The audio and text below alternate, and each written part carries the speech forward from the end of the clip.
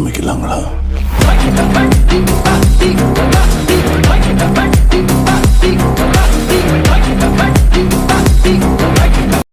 Welcome to our family kitchen. இன்றைக்கி நம்ம என்ன ரெசிபி பார்க்க போகிறோம் அப்படின்னா, நம்ம வீட்டு பெரியவங்க யாருக்காவது சளி பிடிச்சதுன்னா ஒன்று கொள்ளு ரசம் வச்சு குடிங்க, அப்படின்னா தூதுவளை ரசம் வச்சு குடிங்கன்னு சொல்லுவாங்க.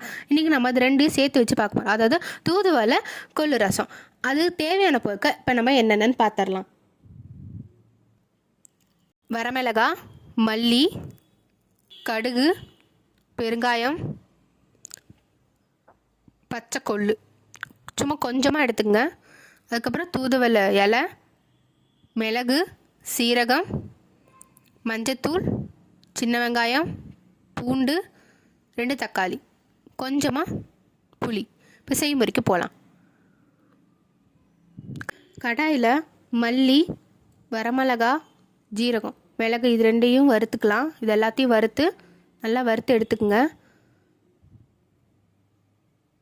நல்லா வறுத்துக்குங்க. வரமிளகா நல்லா வறுக்கணும். வறுத்து தனியாக எடுத்து வச்சுக்கோங்க. அதுக்கப்புறம் கடாயில் எண்ணெய் ஊற்றி சின்ன வெங்காயம், பூண்டு இது ரெண்டையும் சேர்த்து நல்லா வணக்கிக்குங்க.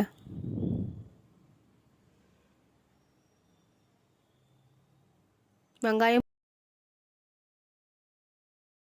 அதுக்கப்புறம் தக்காளி சேர்த்துக்குங்க. தக்காளி சேர்த்து நல்லா வணக்கிக்குங்க.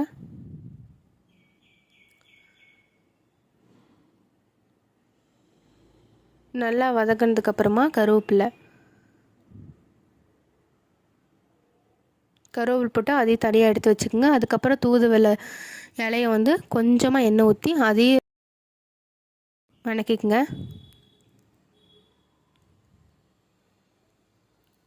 ஒரு 2 இலை இருந்தால் போதும், 2 செடி இலை. அதையும் தனியாக எடுத்துக்கோங்க. இப்போ இது எல்லாத்தையும் நம்ம வறுத்த எல்லாத்தையுமே நம்ம அரைச்சி எடுத்துக்கலாம். ஃபஸ்ட்டு நம்ம வரமிளகா, மல்லி, மிளகு, ஜீரகம் இதெல்லாம் அரைச்சதுக்கப்புறமா பச்சை கொள்ளு போட்டு அதையும் அரைச்சி எடுத்துக்கோங்க. அதுக்கப்புறமா தூதுவளை இலை, அதுக்கப்புறமா நம்ம வணக்கி வச்சுருந்த தக்காளி, வெங்காயம் இது எல்லாத்தையும் சேர்த்து அரைச்சி எடுத்து வச்சுக்கோங்க. அதுக்கப்புறம் புளி ஊற வச்சு அதுக்கு அரைச்சி தனியாக எடுத்துக்கோங்க. அதோட நம்ம அரைச்சி வச்ச அந்த பேஸ்ட்டையும் போட்டு நல்லா கலந்துக்குங்க. அதுக்கப்புறமா சட்டியில் வச்சிங்கன்னா இன்னும் நல்லாயிருக்கும். அதனால் சட்டியை வச்சு செய்யுங்க. அதில் எண்ணெய் ஊற்றி கடுகு,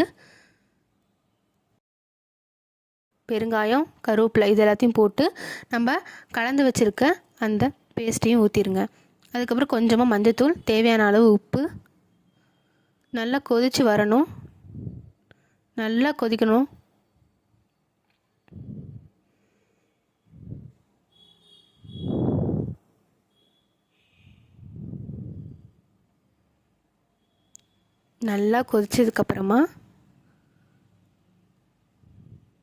நல்லா கொதிச்சதுக்கப்புறமா கொத்தமல்லி போட்டு இறக்கிடுங்க. இதே மாதிரி நீங்களும் வீட்டில் ட்ரை பண்ணி பாருங்கள்.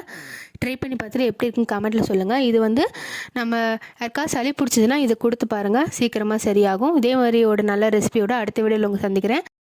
மறக்காமல் சப்ஸ்கிரைப் பண்ணி பக்கத்தில் இருக்க பெல்லையும் கிளிக் பண்ணுங்கள். அப்போ தான் நான் போடுற வீடியோ உங்களுக்கு நோட்டிஃபிகேஷன் வரும். தேங்க்ஸ் ஃபார் வாட்சிங்.